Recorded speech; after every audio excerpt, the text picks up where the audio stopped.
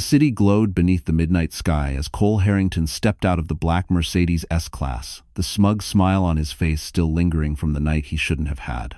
His tie was loosened, his cologne mixed with someone else's perfume, and in his pocket sat the room key from the suite he'd shared with Aubrey Lancaster. He didn't bother hiding it. He didn't think he needed to. From 30 stories above, the penthouse windows, once warm with light, now looked disturbingly dark.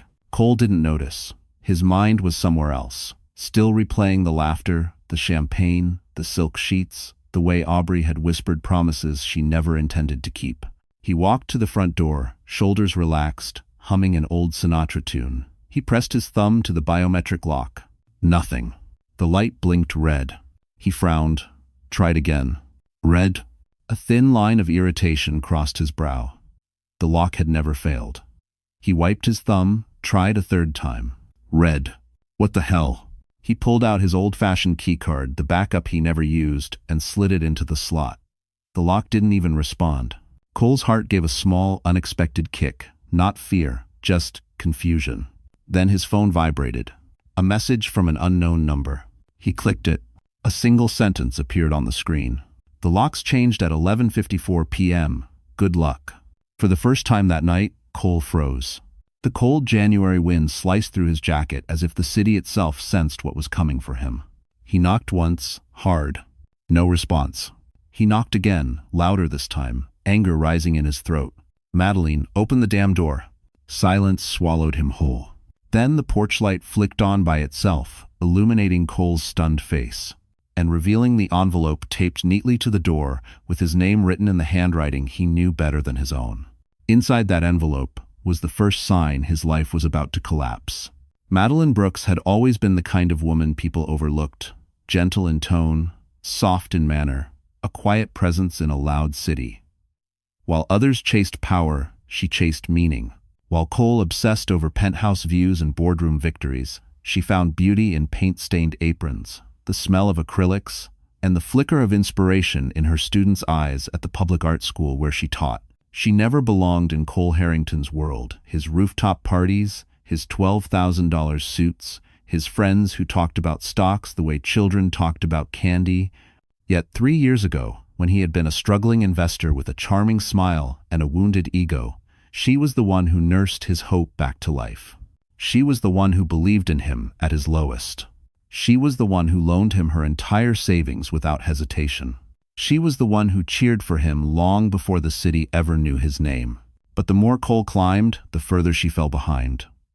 With success came arrogance. With new wealth came new temptations.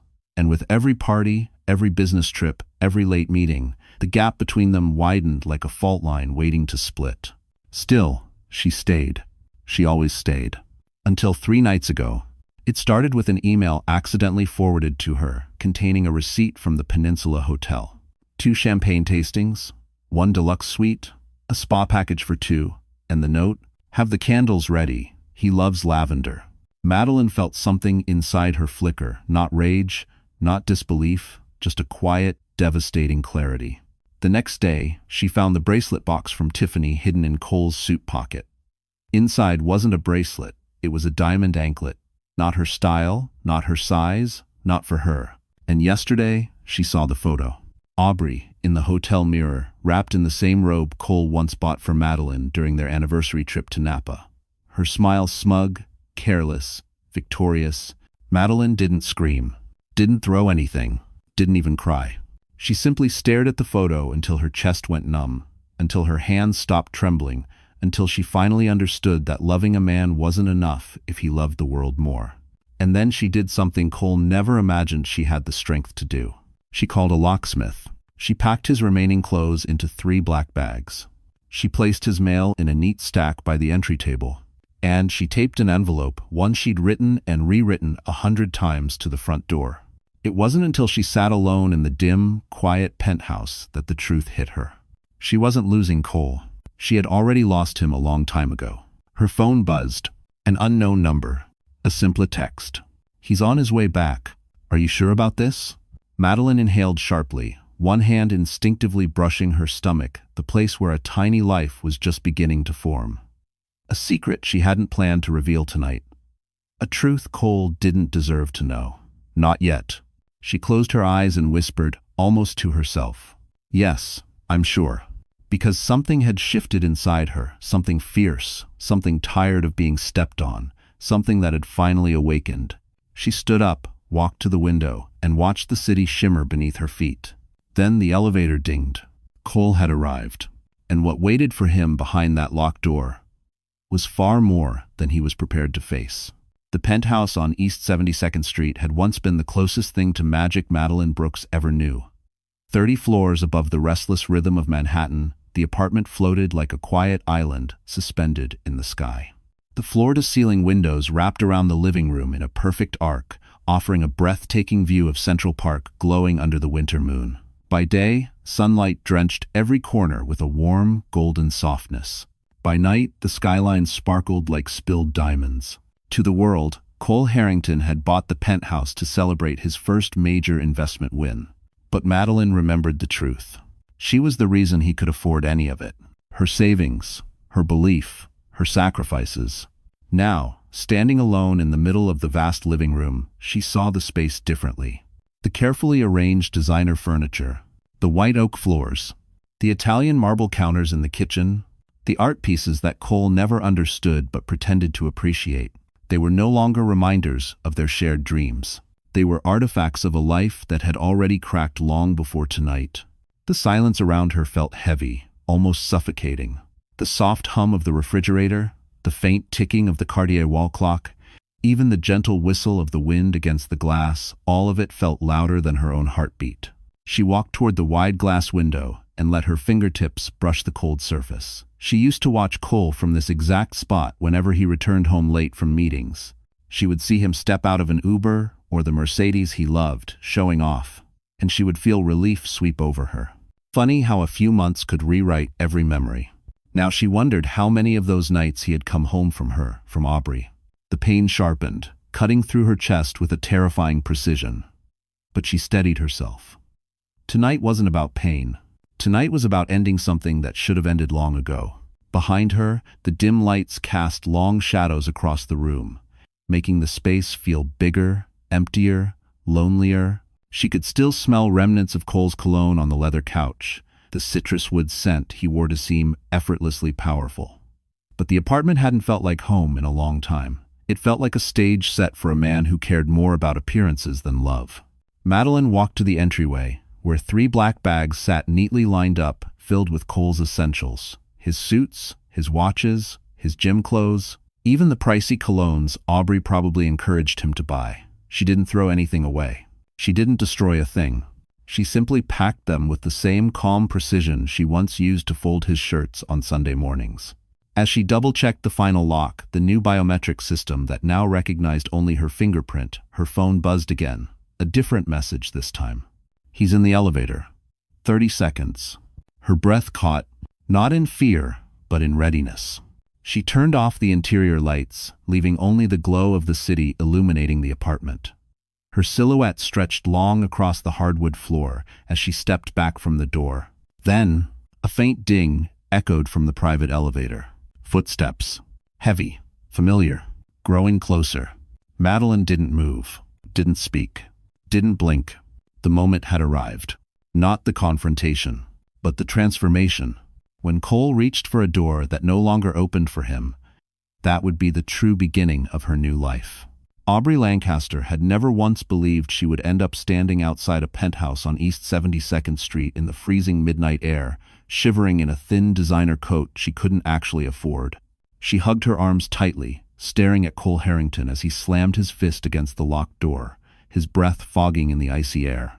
"This is ridiculous," she muttered, rubbing her bare legs. "Just kick it open." Cole's jaw tightened. "It's a steel-reinforced security door, Aubrey. I'm not kicking it open." "Well, you could try," she snapped, her patience thinning with each passing second. "She's doing this to humiliate you. And let's be honest, to humiliate me. Keep her, and can." Cole shot her a look sharp enough to cut glass. Aubrey looked away, pretending not to notice. For months, she had imagined this moment the night Cole finally left his boring, small-town wife and started a real life with her. She imagined walking into this penthouse with him, taking pictures for her private Instagram, posing in front of the skyline like she'd earned it. She imagined celebrations, champagne, maybe even a ring one day. What she didn't imagine was standing out here like an intruder. Aubrey stepped closer to Cole, lowering her voice. How did she even know? You were careful. I was careful. Cole pinched the bridge of his nose. I don't know how she found out, Aubrey. I didn't leave anything. He stopped. Aubrey's expression shifted. What? Cole hesitated. The hotel. Maybe the receipt? She stiffened. Cole, are you telling me you didn't hide it? I thought I did, he snapped. Stop interrogating me. And when matters. Aubrey pulled back, offended. I'm trying to help you. No, Cole said, voice low. You're trying to help you. The cold between them grew sharper than the winter wind. Still determined not to lose ground, Aubrey took a slow breath and slid her hand onto his arm. Baby, listen. She wants a reaction. Don't give it to her. Just break the lock or call security or do something. Don't just stand here like she beat you. If you haven't. Cole opened his mouth to respond, but a faint rustle behind the door cut him off. Aubrey leaned in, listening. Did you hear that? She's inside. She's probably laughing at us. Cole knocked again, harder this time. Madeline, open this door. Now. Aubrey scoffed. Honestly, why is she being dramatic? It's not like you married a queen. Cole spun toward her, eyes blazing. She's my wife. Silence. Aubrey swallowed. For a moment, she saw something in Cole's face, a thin crack of guilt or confusion or fear. She couldn't tell which. Whatever it was, she didn't like it. So what does that make me? Aubrey whispered. Cole didn't answer. Aubrey felt her jaw clench. She wasn't used to being ignored, especially not by the man she'd rearranged her entire life for. The man who promised her a future. The man who said Madeline was fragile and dependent and unable to function without him. And also. But tonight's locked door told a different story. A very different story. Aubrey stepped back, folding her arms tightly. You know what? Maybe she didn't find out. Maybe she planned this. Maybe someone told her. Cole turned sharply. Told her? Who would? A slow smile spread across Aubrey's face. Ask yourself, Cole. Who would want her to know? And why? Now? Cole froze. For the first time, a sliver of dread slid down his spine. Someone had told Madeline. Someone close. Someone who knew everything. Then, inside the penthouse, a shadow moved past the window. Cole's breath hitched. There was someone in there with Madeline. Someone he never expected. Cole Harrington pressed his ear against the door, pulse hammering, breath fogging the cold air. There it was again, soft footsteps. A faint shift of weight on hardwood. Someone was inside the penthouse with Madeline. Someone who wasn't him. Aubrey hugged herself, eyes narrowing. Who the hell is that? Did she already replace you? Cole ignored her. Madeline, he shouted, voice cracking with impatience. Open the door. We need to talk. But Madeline stayed quiet. Her silence pressed harder than any words. Cole knocked again, 3 short, furious blows. Madeline, don't play games with me. Finally, a click. Not the door, but the intercom speaker above his head. Madeline's voice floated through the static, calm, cold, so unfamiliar it made Cole's stomach knot. I'm not playing games, Cole. I'm done with them. Aubrey folded her arms. Wow.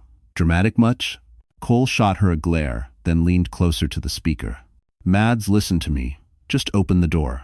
We can talk this out like adults. Adults don't lie, Madeline replied. Adults don't cheat. Adults don't turn their marriage into background noise while they chase attention from someone 25. Aubrey's face flushed red. She does not get to insult me. Shh, Cole snapped. Madeline continued. I'm not opening this door. Not tonight. Not ever again. Cole exhaled sharply, frustration spilling out of him like steam. You can't lock me out of my own home. A short, humorless laugh crackled through the speaker. Our home? Cole, the contract has my name on every major clause you never bothered to read. Aubrey blinked. Wait, what? Cole stiffened. What contract? What clause? The one that lists me as primary owner, Madeline said. The one you signed when you were desperate for funding, and I emptied my life savings to help you. Remember that version of yourself, Cole? Because I do. Aubrey slowly stepped back from him, stunned. You told me she barely contributed. Cole cut her off. That's enough. But Madeline wasn't finished. The locks were changed because I needed one night, one breath, without lies in my home. A heavy pause settled in. Aubrey broke it first. This is insane. Just get security. Force the door. It's your penthouse too. Before Cole could reply, Madeline's voice returned quiet but edged with steel. Cole, if you try to get security involved, I'll show them the footage. Cole froze. What footage?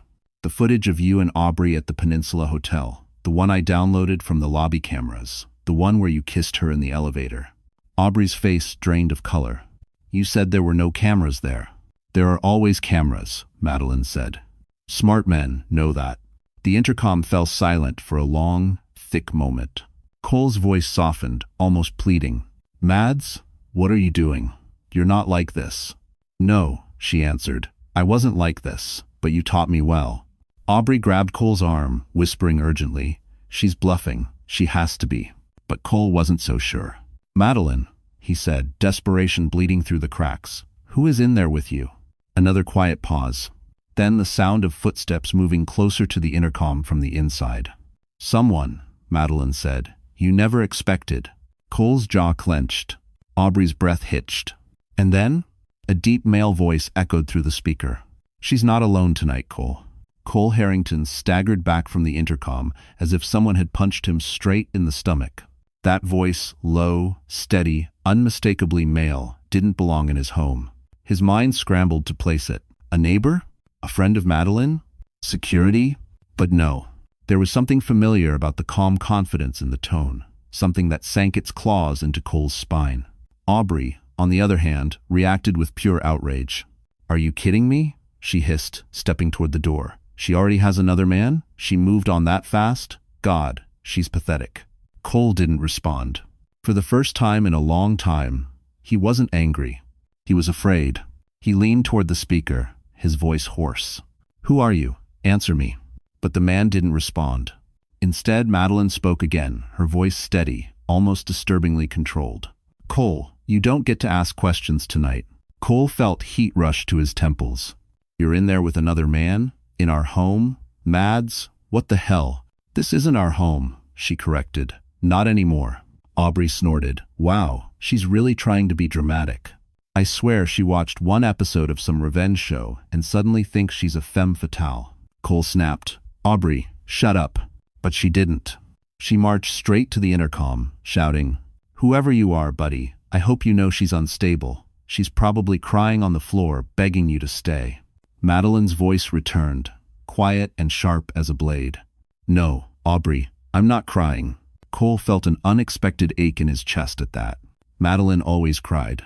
At sad movies, at holidays, at every argument, but not tonight. Inside the penthouse, the male voice spoke again, closer this time. Cole, you should leave. The simplicity of it made Cole's hands curl into fists. Leave? He repeated. Leave? That's my wife behind that door. Madeline exhaled softly, audible even through the static. I stopped being your wife the moment you stopped being my husband. That line hit harder than anything else tonight. Aubrey scoffed. Oh, please. Spare me the Hallmark speech. But Cole barely heard her. He pressed his forehead against the cold metal door, jaw clenched so tight it hurt. Mads, he whispered, voice cracking for the first time in years. Please open the door. We can fix this. I swear we can. Silence. Then, no, Cole. You don't get to fix things when you're only afraid of losing them. Aubrey rolled her eyes dramatically. You know what? I'm over this. Cole, call a locksmith. Get the cops. Get someone. I'm freezing out here. Cole didn't move. He couldn't. Because in that frozen moment, realization hit him with brutal force. Madeline wasn't bluffing. She wasn't playing a dramatic role. She wasn't seeking sympathy. She was done. And the presence of the unseen man inside made it painfully clear that Cole might be too late to undo anything. Aubrey tugged at his sleeve. Cole, are you listening to me? But his eyes were locked on the door. Mads, he murmured again. Who is he? This time, the intercom beeped as if it were turning off. But not before Madeline's final words drifted through. Someone who knows how to treat me better than you ever did. The line went silent. And outside the penthouse, Cole felt the first real crack form in the world he thought he controlled. The winter wind howled down East 72nd Street, rattling the metal railings of the penthouse balcony as Cole Harrington stared at the silent intercom like it had betrayed him. There was a man inside his penthouse. With his wife? Cole's jaw clenched so tight it sent a sharp pain shooting up his temple. Aubrey stepped closer, gripping his arm. Cole, don't let her manipulate you. She's doing this just to hurt you. She probably found some random guy too. But Cole wasn't listening. The voice he heard wasn't random. He recognized it now faintly, but the memory was crawling back into focus like a nightmare he thought he'd buried. Think, he muttered to himself. Think. Then it hit him. Bennett. Dr. Bennett Hale. The surgeon. The friend from Madeline's college days. The man she once mentioned in passing, with an airy softness in her voice that Cole had brushed off as nostalgia. Aubrey saw the realization hit him and frowned. Who is he? Cole didn't want to say the name aloud because saying it meant acknowledging something he'd ignored for years. He's someone from her past. Aubrey scoffed. Oh my God, Cole. So she had a backup man? Really? That's what we're doing now? But this time, the insult didn't soothe Cole's ego. It rattled him deeper. Because Bennett Hale wasn't just someone. It was Amma's 7 daughters of war. He was a man Cole always knew he could never compete with. Not in kindness, not in generosity, not in integrity. Bennett came from a prestigious medical family in Boston, but he built his own career in New York. He had money, success, a spotless reputation. And unlike Cole, Bennett didn't need to brag about anything. Madeline had met Bennett years before Cole ever appeared in her life. They had been inseparable for a time until Bennett moved for medical training and she stayed in New York. She once told Cole she'd never felt so safe with anyone before. Cole laughed it off, called Bennett the doctor who never confessed, and moved on. But now everything clicked into place. Cole grabbed the intercom button again, voice shaking not with anger, but with the kind of fear that made his ribs feel tight. Madeline, is it him? Is Bennett in there with you? Silence. Then, yes. One word. One soft, devastating word that felt like a knife twisting downward into Cole's chest. Aubrey's mouth dropped open. You mean the plastic surgeon? The one with the stupid, award-winning smile? She threw her hands up dramatically. Great, perfect. Your wife is hosting a reunion with Dr. Perfect Hair while we're freezing out here. Cole barely heard her. His mind replayed every moment Madeline had ever mentioned Bennett, the way her eyes softened, the way her voice lowered. Had she loved Bennett all along? Had Cole been a replacement? A distraction? A mistake? The panic came fast, crawling under his skin, tightening around his breath. Madeline, he said, voice raw. Why is he there? What is he doing in our home? But Bennett was the one who answered. I'm here, he said calmly, because she needed someone who actually shows up. Aubrey let out a low whistle. Oof, he got you there. Cole felt heat flood his face. Open this door, he demanded. Right now. No, Bennett replied. And the certainty in that simple word snapped something inside Cole. He slammed his palm against the door. You don't get to keep me out of my own life. Madeline's voice came through once more, quiet, steady, and final. You walked out of that life long before this door ever closed, Cole. Then, the intercom went dead. And for the first time, Cole realized he wasn't just locked out of the penthouse. He was locked out of Madeline's world. Inside the penthouse, Madeline Brooks leaned her palms against the cool marble counter, trying to steady her breath. Her heart wasn't racing because Cole was outside. Her heart was racing because Bennett was inside. Bennett Hale had always walked through life with the quiet confidence of a man who didn't need to prove anything. Tonight, in her dim kitchen, illuminated only by the Manhattan skyline, he looked exactly the same, calm, collected, gentle in a way that made Madeline's chest ache. He handed her a glass of water. You don't have to face him, Bennett said softly. Not tonight. But Madeline shook her head. I have to. I just need a minute. Because while Bennett's presence soothed her, it also magnified everything she had kept, buried grief, exhaustion, fear, and the truth growing inside her that she had not spoken aloud to anyone except him. Do you regret calling me? Bennett asked. Madeline lifted her eyes. No. I think I regret not calling you sooner. Thank you for watching. He swallowed slowly, deliberately, as if he had been waiting years to hear something like that. Just 2 days earlier, Bennett had been the one who drove her to the hospital when she nearly fainted in the school art studio. He was the one who held her hand while the doctor examined her. He was the one who heard the words first when Madeline couldn't speak them. "Congratulations, you're pregnant." The doctor had smiled. Madeline had not. Not because she didn't want the baby. She wanted it more than she ever expected. But Cole didn't deserve to know. Not yet.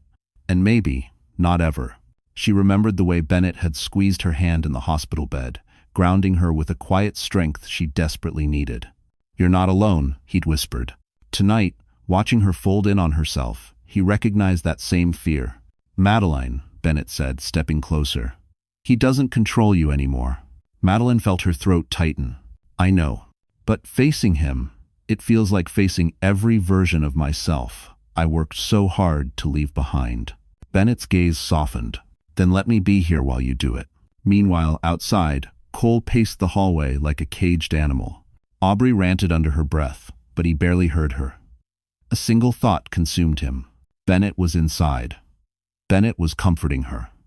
Bennett was replacing him. The idea tormented Cole more than he could admit. He slammed his fist into the wall, startling Aubrey. "Cole," she snapped. "You're going to break your hand, and for what? She's using him to get to you." But that wasn't true, and Cole felt it. Madeline never played games. Her silence was not manipulation. It was conviction. Inside, Madeline moved toward the window, resting a hand over her stomach. Bennett's voice lowered. "You need rest. Stress isn't safe for you. Or the baby." She nodded slowly. "I know." "Then let me handle the door," Bennett urged. "Let me tell him to leave." End quote. Madeline hesitated. "No. If he finds out from you, he'll think it's your baby." Bennett didn't flinch. "Let him think whatever he wants. I only care what you need." Madeline closed her eyes. And for the first time since the betrayal, she allowed herself to lean very slightly into Bennett's steady presence. He caught her. He always had. Outside, Cole suddenly froze, staring at the door as if he'd seen a ghost. Because beneath the crack of light, from under the door, a faint shadow shifted, one he recognized instantly. And it wasn't Madeline's. Cole Harrington had always believed he was the kind of man who held control of his company, of his image, of his marriage. But standing outside the locked penthouse at nearly 1 a.m., he felt control slipping through his fingers like dust. He stared at the thin line of light, glowing from under the door.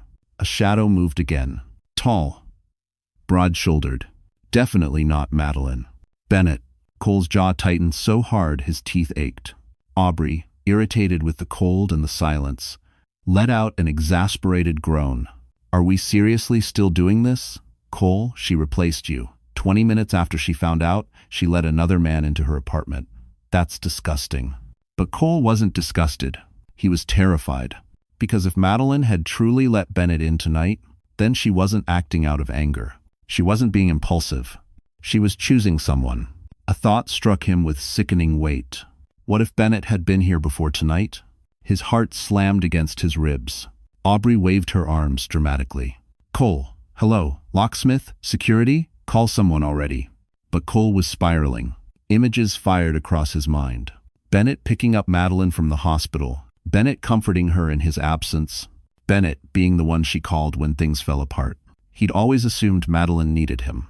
Now he wondered if he had been the one needing her. Aubrey tugged on his coat sleeve. "Stop zoning out, we're freezing." And she's in there laughing with... Cole snapped. "Aubrey, shut up." She recoiled, offended. "Fine. Then I'm calling the building security myself." Before she could dial, Cole grabbed her wrist, not gently. "No, you're not doing anything." Aubrey yanked her arm away. "Are you seriously defending her? After she locked you out? After she cheated?" "She didn't cheat," Cole roared. That single line stunned even him. Aubrey blinked, caught off guard. He lowered his voice, but not the intensity. "She didn't cheat. Madeline has never lied a day in her life. Whatever's happening in there, it's my fault." Aubrey stared at him like she was seeing him for the first time, and she didn't like what she saw. "Wow," she said bitterly. "You really are pathetic over her." Cole didn't respond. He was listening again, because there, behind the door, he heard the muffled sound of movement. A chair scraping. Footsteps. Then Bennett's voice, low but unmistakable. "Sit down, Mads. You're shaking." Cole's entire body went rigid. Aubrey raised her brows. "Oh, Sounds like she's really shaking, huh? Cole spun on her. Shut up, Aubrey. And for the first time since the night began, Aubrey truly lost her cool. You want to yell at someone? She hissed. Yell at your wife. The one hiding with her old boyfriend. The one who probably invited him over the minute you left for the hotel. The one... Stop, Cole barked. But Aubrey wasn't done. She stepped close, glaring. Do you think you're the only one who gets played, Cole? Newsflash. Women like Madeline don't stay sweet forever. Eventually, even the fragile ones learn how to bite. The words sliced through him. Inside the penthouse, Bennett's voice rose again, calm but firm. You need rest. Enough standing. Enough stress. Madeline's answer was softer. Just give me a second. Cole froze. Her voice didn't sound angry. It sounded exhausted, worn down, hurt. Aubrey stormed toward the elevator, throwing her hands up. I'm not staying here while you obsess over your sad little wife. When you're ready to move on, call me. The elevator doors slid shut, leaving Cole alone. He stared at the door, breath shallow, hands trembling. Then, the doorknob turned. Not enough to open, just enough to send a jolt through him. Someone inside was reaching for the door. The doorknob's subtle shift sent a jolt down Cole Harrington's spine. For a moment, he forgot how to breathe. He stepped closer, slowly, cautiously, as if approaching something sacred he'd shattered with his own hands. Madeline? He whispered, desperate hope flooding his voice. But the door didn't open. Instead, it shifted only half an inch, just enough for a thin, amber glow from inside to spill onto the hallway floor. A shadow crossed that glow, pausing just long enough to confirm what Cole already knew. It wasn't Madeline's shadow. It was Bennett's. Cole's pulse hammered. Open the door, he said, voice tight. Please. Bennett's voice came through the small crack, steady, infuriatingly calm. Cole, she's not well. She needs rest. Cole's brows snapped together. Rest? What does that? What's wrong with her? No answer. That silence dug under Cole's skin like needles. What's wrong with her, Bennett? He demanded. Inside, Madeline's faint voice drifted through fragile as tissue paper. Bennett, please, don't. Cole's chest tightened. Mads? Talk to me. What's going on? Are you hurt? He waited. But the only sound was Madeline's shaky exhale, barely audible, but enough to make fear claw up Cole's throat. Bennett spoke softly through the crack. She's not hurt. She's exhausted. Emotionally. Physically. Physically? The word hit Cole like a blow. He grabbed the doorframe, gripping hard. What does that mean? What the hell happened? Bennett hesitated, and Cole felt the world tilt. Then finally, Cole, when you left tonight, she didn't just change the locks. Cole froze. Bennett continued, voice lower. She collapsed. A cold, creeping dread spread through Cole's chest.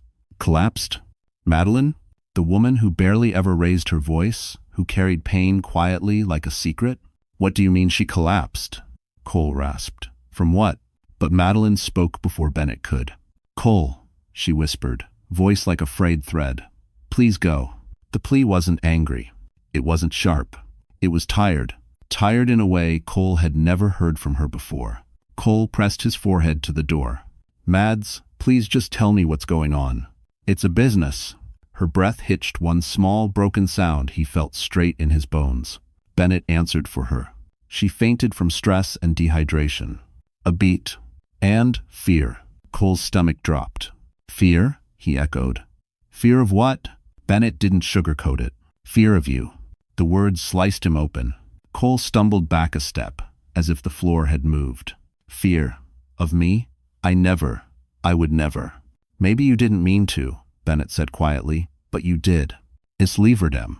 Memories flashed. His raised voice, his slammed doors, his sharp comments he never apologized for, his cold silences after fights, his obsession with winning every argument. And suddenly, Cole saw what he had been too blind, too arrogant, too selfish to see. He didn't have to hit Madeline to break her. He just had to stop loving her. Cole's voice trembled. Let me see her, please. No, Bennett replied.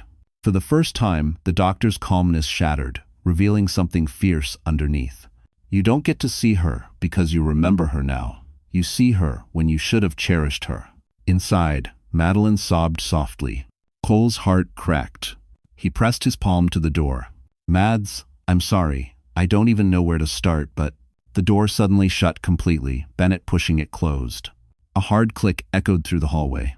The lock engaged, and Cole realized Bennett wasn't just protecting Madeline. He was replacing Cole entirely. The doorknob's subtle shift sent a jolt down Cole Harrington's spine. For a moment, he forgot how to breathe. He stepped closer slowly, cautiously, as if approaching something sacred he'd shattered with his own hands. "Madeline?" he whispered, desperate hope flooding his voice. But the door didn't open. Instead, it shifted only half an inch, just enough for a thin amber glow from inside to spill onto the hallway floor. A shadow crossed that glow, pausing just long enough to confirm what Cole already knew. It wasn't Madeline's shadow. It was Bennett's. Cole's pulse hammered. "Open the door," he said, voice tight. "Please." Bennett's voice came through the small crack, steady, infuriatingly calm. "Cole, she's not well. She needs rest." Cole's brows snapped together. "Rest? What is that? What's wrong with her?" No answer. That silence dug under Cole's skin like needles. "What's wrong with her, Bennett?" he demanded. Inside, Madeline's faint voice drifted through fragile as tissue paper. "Bennett, please, don't." Cole's chest tightened. "Mads, talk to me. What's going on? Are you hurt?" He waited. But the only sound was Madeline's shaky exhale, barely audible, but enough to make fear claw up Cole's throat. Bennett spoke softly through the crack. "She's not hurt. She's exhausted, emotionally, physically." Physically. The word hit Cole like a blow. He grabbed the doorframe, gripping hard. "What does that mean? What the hell happened?" Bennett hesitated, and Cole felt the world tilt. Then finally, "Cole, when you left tonight, she didn't just change the locks." Cole froze. Bennett continued, voice lower. "She collapsed." A cold, creeping dread spread through Cole's chest. "Collapsed? Madeline? The woman who barely ever raised her voice, who carried pain quietly like a secret? What do you mean she collapsed?" Cole rasped. "From what?" But Madeline spoke before Bennett could. "Cole," she whispered, voice like a frayed thread, "please go." The plea wasn't angry. It wasn't sharp. It was tired. Tired in a way Cole had never heard from her before. Cole pressed his forehead to the door. "Mads, please just tell me what's going on." "I can." Her breath hitched one small, broken sound he felt straight in his bones. Bennett answered for her. She fainted from stress and dehydration. A beat. And fear. Cole's stomach dropped. "Fear?" he echoed. "Fear of what?" Bennett didn't sugarcoat it. "Fear of you." The words sliced him open. Cole stumbled back a step, as if the floor had moved. "Fear. Of me? I would never." "Maybe you didn't mean to," Bennett said quietly. "But you did." Point. Memories flashed. His raised voice, his slammed doors, his sharp comments he never apologized for, his cold silences after fights, his obsession with winning every argument. And suddenly, Cole saw what he had been too blind, too arrogant, too selfish to see. He didn't have to hit Madeline to break her. He just had to stop loving her. Cole's voice trembled. "Let me see her, please." "No," Bennett replied. For the first time, the doctor's calmness shattered, revealing something fierce underneath. "You don't get to see her because you remember her now. You see her when you should have cherished her." Inside, Madeline sobbed softly. Cole's heart cracked. He pressed his palm to the door. "Mads, I'm sorry. I don't even know where to start, but..." The door suddenly shut completely, Bennett pushing it closed. A hard click echoed through the hallway. The lock engaged, and Cole realized Bennett wasn't just protecting Madeline. He was replacing Cole entirely. Inside the penthouse, after the sound of the lock clicking back into place, Bennett Hale guided Madeline gently toward the sofa. Her steps were unsteady, her breath thin and uneven, the look of someone carrying far more weight than anyone realized. She sank onto the cushions, fingers trembling as she tried to steady herself. The Manhattan skyline behind her glittered like shattered glass, reflecting the storm inside her far too accurately. Bennett knelt beside her. "You're shaking again," he murmured. "I'm fine," she whispered. But she wasn't. And Bennett knew it. He had known since the night she fainted in the school art studio, with dried paint still on her hands. He had known since she woke up in a hospital bed with panic in her eyes, the kind of panic a person develops only after years of being silenced, dismissed, minimized. He had known since she told him, in a small, trembling voice, "I don't think I've been okay for a very long time." Tonight, he saw the truth more clearly than ever. "Mads," he said gently, "you don't have to pretend around me." She looked away, blinking fast. "It's not just tonight. It's everything. Everything that led up to tonight." Bennett waited. He never rushed her. He'd learned that years ago. Madeline took a slow, shaky breath.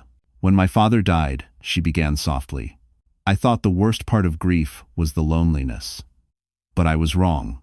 The worst part was needing support and having no one to turn to." Bennett's eyes softened. "You had Cole then, didn't you?" Madeline let out a bitter exhale. "Cole was there physically, but emotionally, he shut down.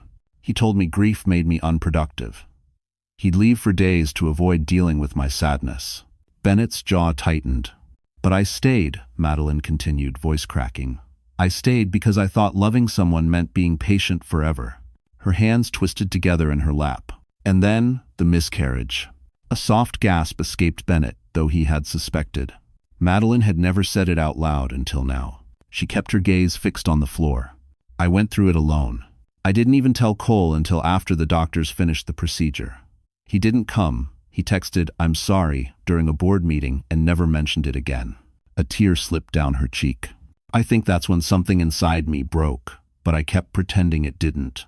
Bennett reached out, placing a supportive hand on her knee. "Mads, you deserved better. So much better." She swallowed hard, trying to steady her breath. "When I found out I was pregnant again, I wanted to feel joy.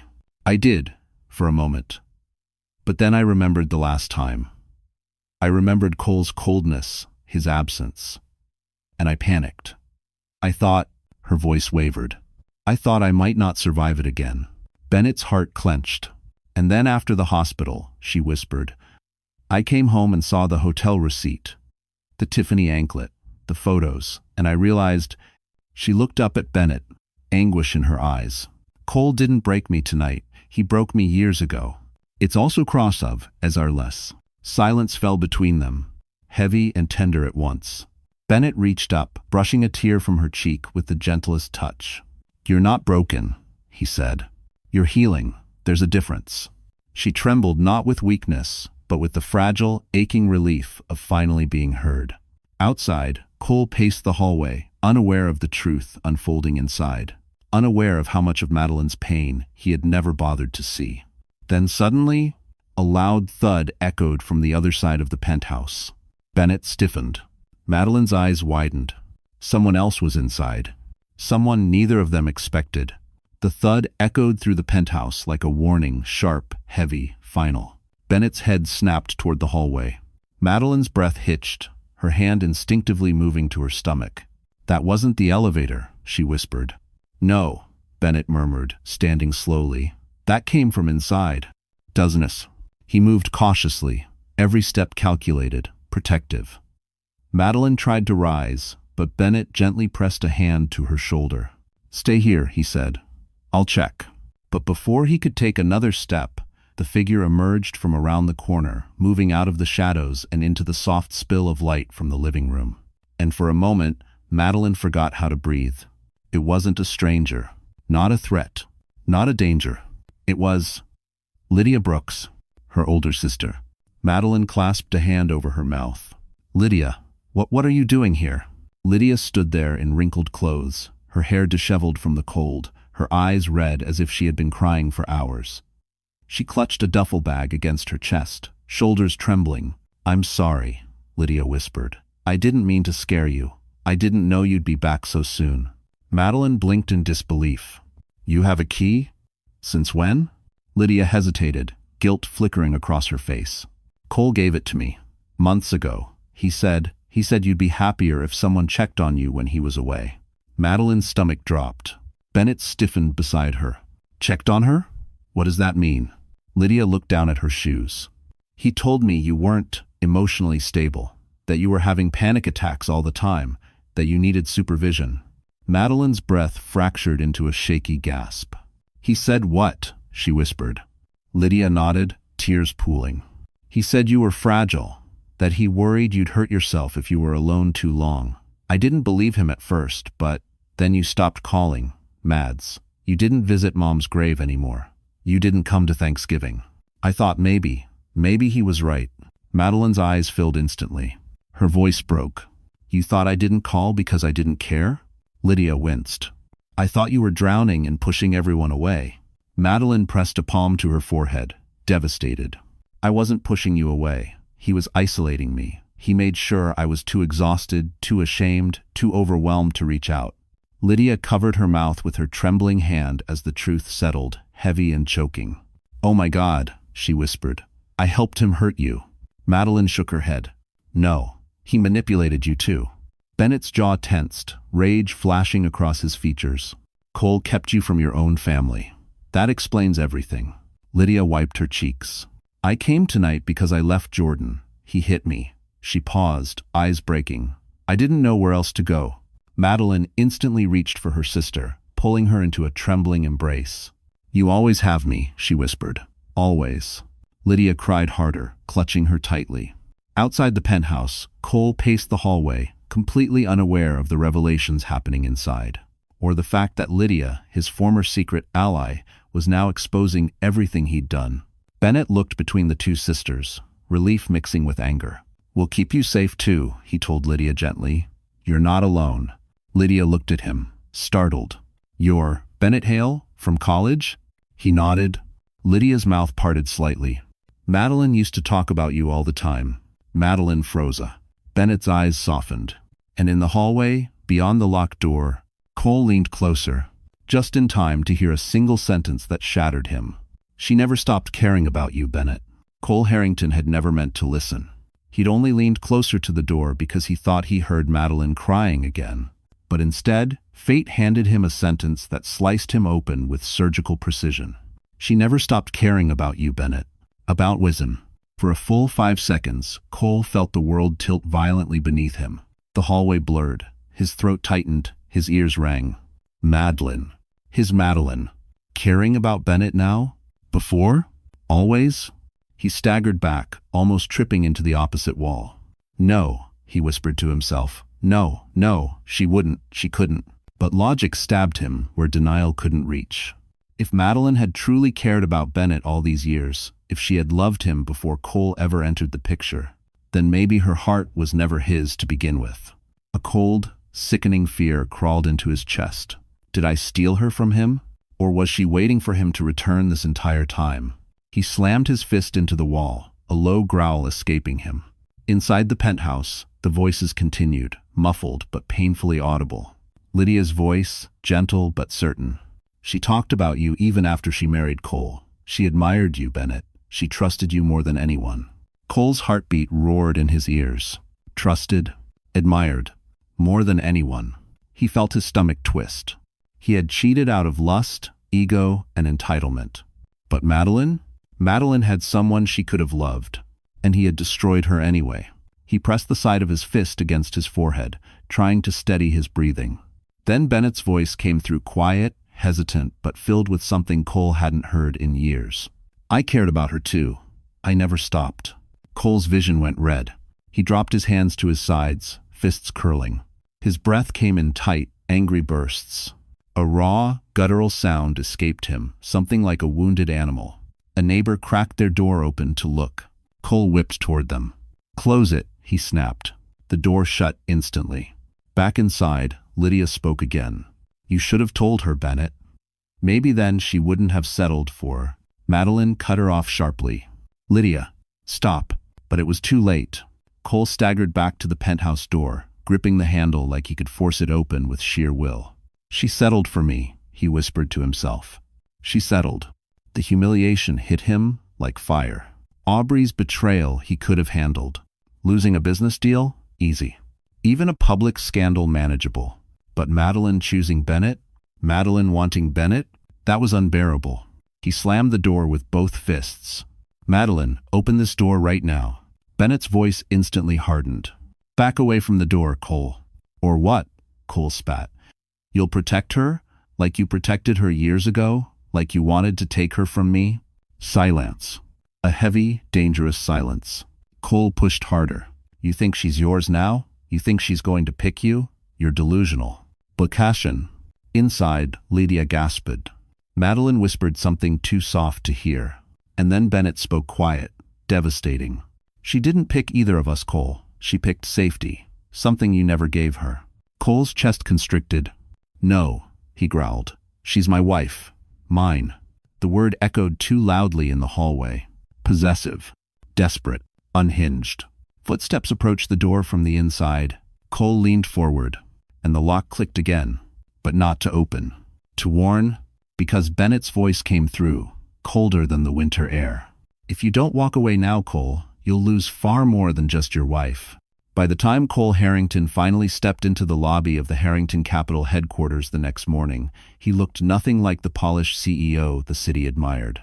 His eyes were bloodshot, his tie crooked, and his shirt wrinkled from a sleepless night spent pacing outside a penthouse door that never opened for him again. The receptionist looked up, startled. "Mr. Harrington, are you all right?" Cole didn't answer. He stormed toward the private elevators, swiping his access card. Denied. He blinked. Tried again. Denied. A cold shock rippled through him. He jabbed the button to call security. Before he could speak, a voice behind him said, "It's not a malfunction." Cole turned. There stood James Whitaker, chairman of the board, flanked by two security guards dressed in black suits. "What the hell is this?" Cole barked. "I'm the CEO." Whitaker's expression didn't waver. "Not anymore." Cole felt the air leave his lungs. "You can't fire me." "We didn't," Whitaker replied. "We suspended you, pending investigation." Cole's heart dropped. Investigation for what? Whitaker handed him a folder.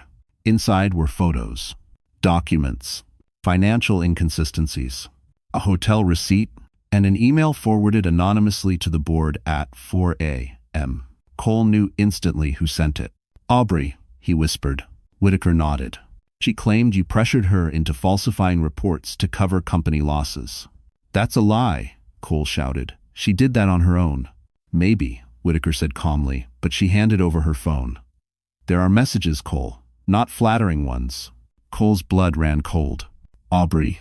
The same woman who begged him to leave his wife. The same woman he trusted with secrets he shouldn't have shared. Last night, she stormed off, furious. And she retaliated the only way she could. By burning him to save herself. Cole reached into his pocket to call her, but his phone buzzed first. A message. From Aubrey. "Shouldn't have yelled at me last night. Enjoy unemployment, darling." A winking emoji followed. Cole nearly crushed the phone in his hand. Whitaker cleared his throat. "Please hand over your badge and company assets. Security will escort you out." "I built this company," Cole said, voice cracking. "You can't do this." Whitaker hid. "You built it with Madeline's money, and you destroyed it with your own ego." Cole froze. Madeline. Even here. Even now. He couldn't escape the truth. Security approached. Cole wanted to fight, scream, claw his way back into power, but the weight of everything, Madeline, Bennett, Lydia, Aubrey, pressed on him like an avalanche. He handed over his badge. Security escorted him through the lobby, past employees whispering behind their hands, past interns pretending not to stare, past the glass doors that once felt like his kingdom. Outside, the New York wind cut through his suit as brutally as last night's betrayal. Cole stumbled to the curb.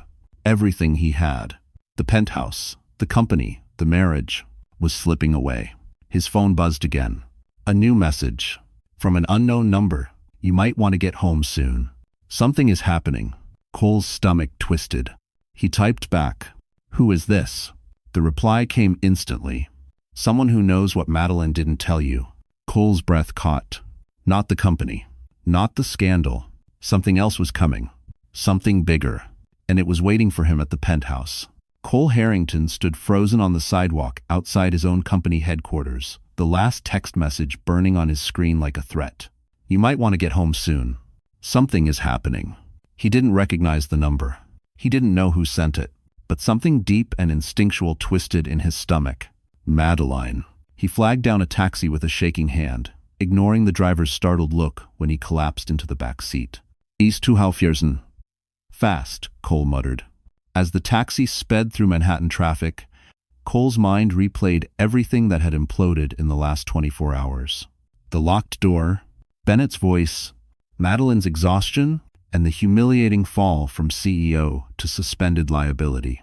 But none of that compared to the new fear clawing through him now. Something was happening at the penthouse. Something someone didn't want him to miss. The taxi screeched to a stop. Cole shoved bills into the driver's hand and bolted toward the building. As soon as he entered the lobby, the doorman Miguel lifted his brows. "Mr. Harrington, you might want to go up. Your wife, well, ex-wife has visitors." Cole's chest constricted. "Bennett?" Miguel shook his head. "No, someone else." "Who?" Cole didn't wait. He sprinted to the elevator and slammed the button.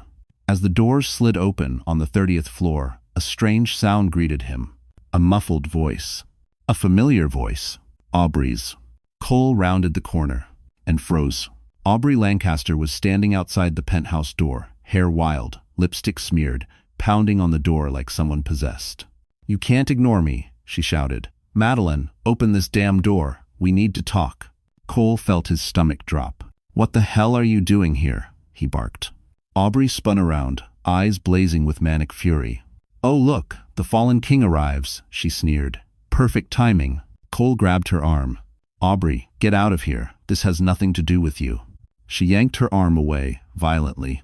"Oh, everything has to do with me, Cole, because you dragged me into your mess, remember?" Cole exhaled sharply. "What mess?" "You sabotaged me." Aubrey threw her head back and laughed a sharp, unsettling sound that echoed down the hallway. "Oh, sweetheart, that was just the beginning." Cole's blood turned to ice. "What did you do?" Aubrey took a step closer, lowering her voice to a venom-laced whisper. "You think I sent those emails to your board alone? You think I burned you just because you yelled at me?" Cole swallowed hard. "What are you talking about?" "I'm talking about the fact that someone wanted you gone long before I ever did," she said. "And they helped me. Happily." Cole's pulse hammered. "Who?" Aubrey smirked. "Wouldn't you like to know?" Cole stepped forward, jaw clenched. "Aubrey, tell me who helped you destroy me." She leaned closer, whispering into his ear. "I was given everything. Every weakness, every lie you told, every missing dollar, every trip with me. Someone has been watching you, feeding me information for months." Cole's heart nearly stopped. "Who fed you information?" he growled. Aubrey's smile widened a twisted, satisfied grin. "Oh, Cole, you really don't get it, do you?" She took a step back, crossing her arms. "You weren't the one being hunted. Madeline was the prize." Cole froze. Aubrey continued. "And the person helping me." She paused, savoring the moment. "Wanted you out of the way." Cole's eyes widened in horror. "No." Aubrey nodded slowly. "Yes." Then she said it. The words that detonated inside him like a bomb. "Someone inside that penthouse wants your life to burn." And before Cole could speak, the inside lock clicked. The door began to open, and the person who stepped out was the last one he ever expected to see. The penthouse door creaked open, not fast, not dramatic, but with the slow, unnerving heaviness of something that carried consequences. Cole Harrington held his breath. Aubrey leaned forward with a twisted smile. The hallway fell silent, the city far below humming like a distant threat. Then, the figure stepped out. Not Bennett. Not Madeline. Not Lydia. It was Nathaniel Brooks, Madeline's older brother. The one who vanished 3 years ago without a word. The one Cole never liked, never respected, never understood. The one Madeline cried over when he left. And the one Cole never expected to see again. Nathaniel stood tall, broader than Cole remembered, his dark coat dusted with snow, his eyes sharp with a coldness that didn't exist years ago. He looked like a man who'd been through storm after storm and came out forged by fire, not broken by it. Cole's throat tightened. "Nathaniel? What are you doing here?" Nathaniel didn't answer at first. He simply stepped into the hallway, closing the door behind him with a soft click, like he was sealing something away. Aubrey blinked fast. Who is this?" Cole didn't look at her. "He's Madeline's brother." Aubrey frowned. "I thought she only had Lydia." Nathaniel finally spoke, his voice quiet but edged with steel. "Funny. Cole likes to erase people who make him uncomfortable." Cole flinched. "I didn't erase you. You disappeared." Nathaniel's lips curled into a humorless smile. "No, I got out. A beat. Before you dragged her down with you. Cole swallowed hard. What's that supposed to mean? Nathaniel stepped closer, closing the distance with slow, deliberate precision, the way a man does when he's not afraid of consequences. It means, Nathaniel said softly, I know exactly who you are, and I've been watching for a long time. Cole's heart sank. You sent the text, he whispered. Nathaniel nodded once. Aubrey's eyes widened. You're the one who helped me. You're the one who told me everything. Nathaniel turned to her, expression icy. No, I told you what you needed to expose him, nothing more. Aubrey swallowed, suddenly unsure. Cole's breaths grew unsteady. Why? He demanded. Why sabotage me? What did I ever do to you? Nathaniel's eyes flashed a storm barely contained. You isolated my sister. You lied to her. You convinced her she was weak, unstable, unworthy. You made her carry grief alone, and when she finally began to rebuild herself, his voice dropped, dangerously soft. You shattered her again. Cole felt each word like a punch to the ribs. Nathaniel continued. I warned her about men like you years ago. She didn't listen. She loved you. And you used that love as a weapon. Cole's voice cracked. I never meant to hurt her. Nathaniel didn't blink. You didn't need to mean it. You did it anyway. The hallway seemed to shrink around them. Cole took a shaky step back. Where have you been? Why come back now? Nathaniel's gaze softened, not with kindness, but with sorrow. I came back because I got a call, he said quietly. From the hospital. Cole's blood ran cold. Nathaniel stepped even closer, voice barely above a whisper now. She fainted. She was crying. She thought she was losing the baby. The world froze. Cole's lungs collapsed inward. The baby? He choked. Nathaniel's expression hardened into pure, burning fury. You didn't know? He asked. Of course you didn't. You were busy in a hotel room. Cole's lips trembled. She's pregnant? Nathaniel nodded. Cole staggered, gripping the wall for support.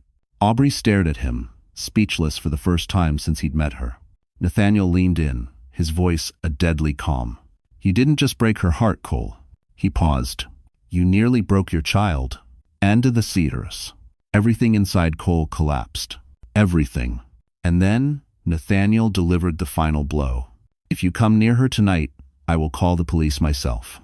The word pregnant ricocheted inside Cole Harrington's skull, echoing again and again until it hollowed him out from the inside.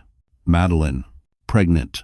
With his child, he swayed on his feet, gripping the wall as if it were the only solid thing left in his collapsing world. Aubrey stared at him like she was watching a man drown slowly, painfully, inevitably. Wow, she breathed. You really didn't know. Cole didn't look at her. He couldn't. His vision tunneled until only Nathaniel remained in focus. Nathaniel, the man standing guard at the door of his home. Nathaniel, who knew the truth before he did. Nathaniel, who held the pieces of Madeline's broken heart that Cole himself had shattered. Move, Cole whispered, taking a shaky step forward. Nathaniel didn't budge. Not happening. I need to see her. No, Nathaniel said. You need to stay away. Cole's jaw clenched so hard it hurt. You don't get to decide that. She's my wife. Nathaniel lifted his chin. She's a pregnant woman who fainted from stress. Stress that you caused. Tonight, your feelings are irrelevant. Cole swallowed hard, fighting the sting in his eyes. I didn't know. Nathaniel, I didn't know. And whose fault is that? Nathaniel fired back. You were too busy with your mistress to notice your own wife collapsing in a school hallway. Cole shut his eyes, agony twisting through him. I didn't know she was pregnant, he whispered again, voice breaking. If I had known, you would have what? Nathaniel snapped. Come home earlier? Treated her with a little less neglect? Not booked a hotel room with another woman? Cole flinched. He had no defense. Every choice he made in the last year led to this moment. Aubrey stepped forward, crossing her arms. Okay, listen, everyone needs to calm down. This pregnancy thing changes the situation. Maybe we can work something out. Nathaniel turned on her. You have nothing to do with this. Aubrey scoffed. Oh, please, I know him better than she does. Nathaniel laughed a cold, bitter sound. No, you only know the worst parts of him. Madeline knew the good ones, the ones he buried. Cole felt that, like a knife. Aubrey opened her mouth to argue, but Nathaniel cut her off sharply. You're done here, Aubrey. Go home. Aubrey's face darkened. I'm not leaving him. Nathaniel stepped closer. He left you the moment Madeline shut that door. Aubrey froze, throat tightening. Cole finally found enough strength to speak again. Let me talk to her, he begged. Please, she needs to know I didn't mean for any of this to. You're not talking to her tonight. Nathaniel's tone dropped, deadly calm. You're not stepping inside. And you're not seeing her until she decides she wants to see you.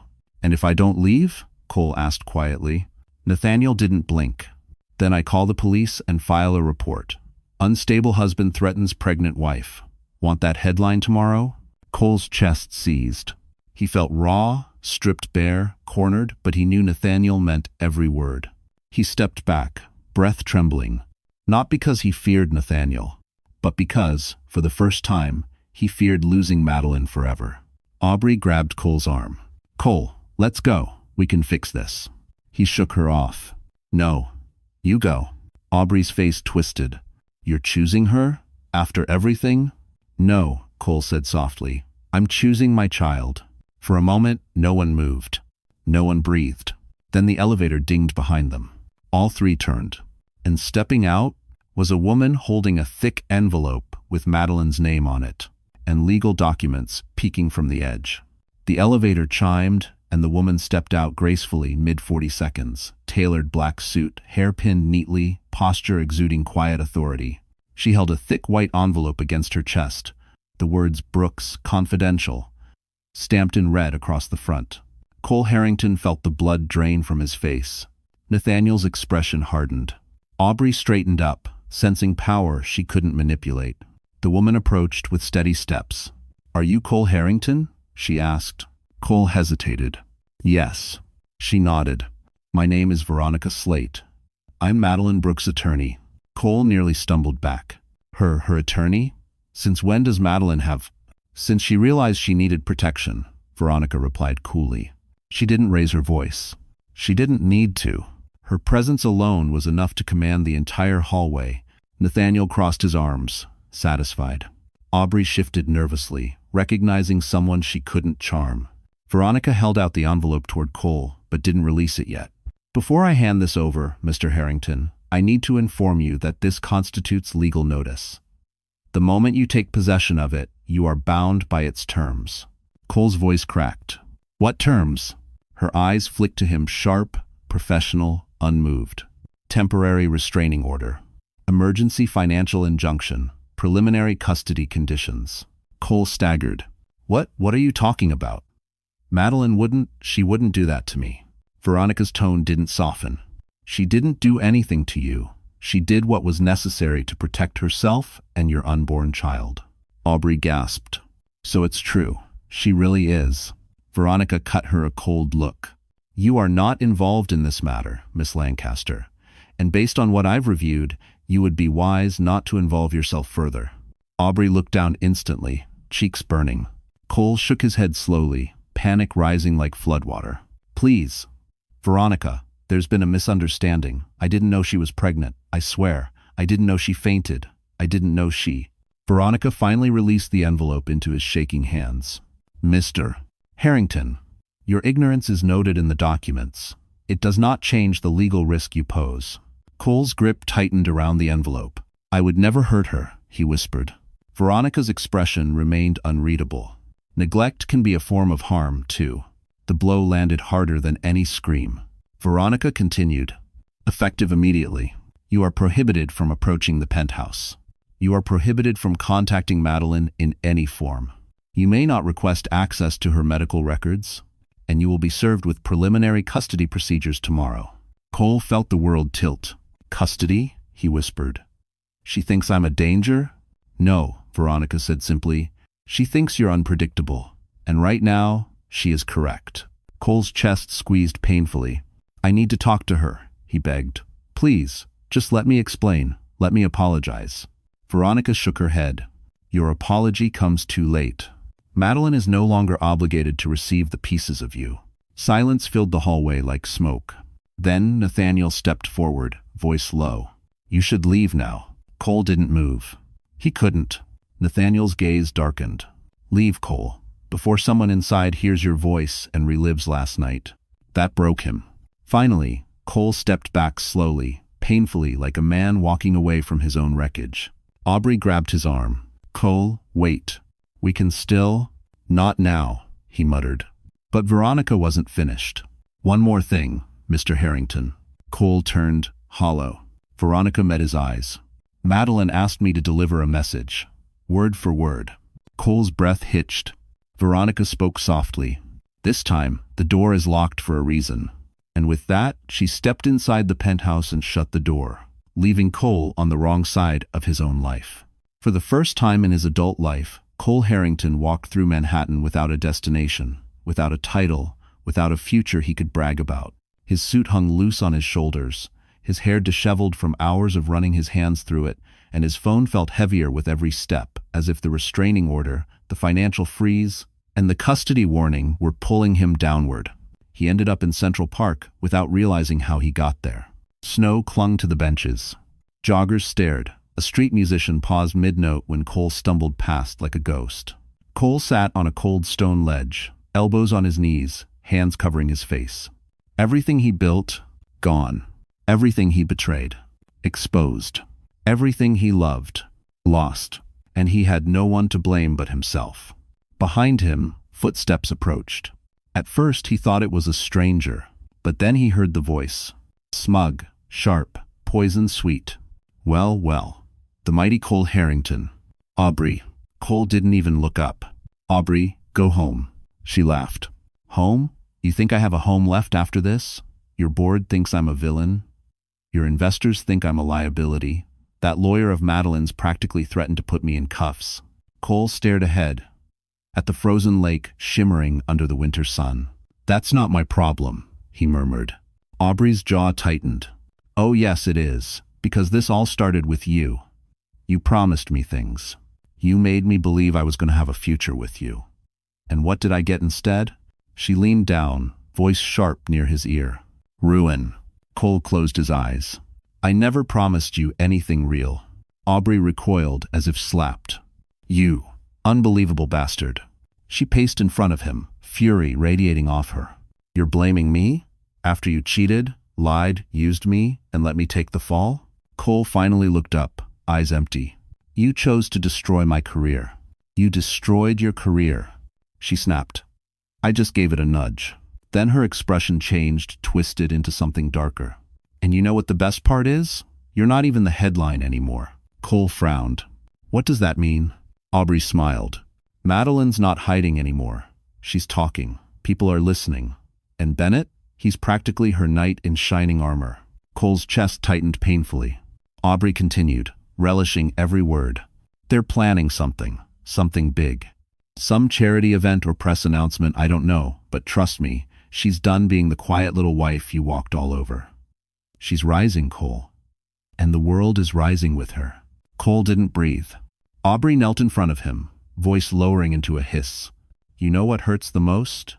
You didn't just lose your wife. You lost the only person who ever believed you could be better." Cole looked away. Because it was true. Madeline was the one person who had seen goodness in him long before he buried it. Aubrey stood, brushing snow off her coat. "You're done," she said. "Professionally, socially, legally, emotionally." Then she smirked. "And she's only getting started." Cole felt an ache so deep he thought it might break him. Aubrey walked away, heels crunching in the snow. Far above them, in the penthouse window faintly visible through the trees, a warm light flickered. Madeline moving through the home that no longer belonged to him. But what Cole didn't see, what he couldn't see from the ground, was Bennett stepping into that light behind her, and placing his hand gently over hers as she touched her stomach. Madeline whispered something, and Bennett whispered back. Words that Cole would soon hear, and that would change everything. 1 month later, New York looked different to Madeline Brooks, not because the skyline changed, but because she finally saw it without the fog of pain covering her vision. She stood on the terrace of the penthouse, wrapped in a soft navy coat, the winter air crisp against her cheeks. The city stretched out beneath her like a promise she thought she'd never have. Behind her, Bennett Hale stepped outside carrying 2 mugs of herbal tea. "You okay?" he asked softly. Madeline smiled, an actual smile this time, not the practiced, polite one she used to survive with. "I am," she said. For the first time. I think I really am. Inside, the penthouse had transformed. The cold, lonely luxury was gone. In its place were warm lights, soft blankets, plants by the windows, pieces of a home finally lived in by someone who valued peace instead of control. Lydia sat, curled on the couch, healthier now, sipping tea while reviewing a pamphlet for a women's shelter she'd begun volunteering with. The doorbell rang. Bennett stiffened. "I'll get it." But Madeline touched his arm. "No, I need to." She walked to the door and opened it. Cole Harrington stood there, thinner, exhausted, dressed plainly, holding no briefcase, no expensive watch, no arrogance, just regret. "Madeline," he said, voice unsteady. "Thank you for agreeing to talk. Is Mashins's 5 minutes," she said gently, "for closure. That's all." He nodded, accepting it without protest. They stepped onto the terrace. Snow flurried at the edges of the railing. Cole looked at her belly, now slightly showing. "You look healthy." "I am," she said simply. His voice cracked. "I'm so sorry, Mads, for everything. I don't expect forgiveness. I just wanted you to know. I'm getting help, therapy, accountability. I needed to change. Losing you, losing the baby that night, it broke something in me." Madeline inhaled deeply. "Cole, regret doesn't undo harm, but I'm glad you're trying." He nodded, biting down emotion. "I don't want to fight for custody. The baby is safer with you. And Bennett," his voice wavered, "he's a better man than I ever was." Madeline's eyes softened, but with compassion, not longing. "Thank you," she whispered. Cole hesitated. "One more thing." She waited. He forced a trembling smile. "Congratulations, Mads. You're going to be an incredible mother." A tear slipped down her cheek. "Goodbye, Cole." He nodded once, then walked away quietly, his figure fading down the hallway like a chapter finally closing. Madeline closed the door gently, not in anger, but in peace. Inside, Bennett approached her. "You okay?" he asked. She nodded. "I needed that, for me, not for him." Bennett cupped her face gently, expression full of warmth. "You deserve a life full of people who choose you every single day." Madeline laughed softly. "Is that your way of saying something?" "It is." Bennett reached into his coat pocket and pulled out a small velvet box, not flashy, not extravagant, but elegant. Madeline gasped. He knelt, not dramatically, but sincerely. "I don't want to replace your past," he said. "I want to build your future. For you, for the baby, for us." Tears filled her eyes as he opened the box. A simple diamond ring. Beautiful. Timeless. "Yes," she whispered through her tears. "Yes, Bennett." He rose, wrapping her in his arms as Lydia cheered from inside the living room.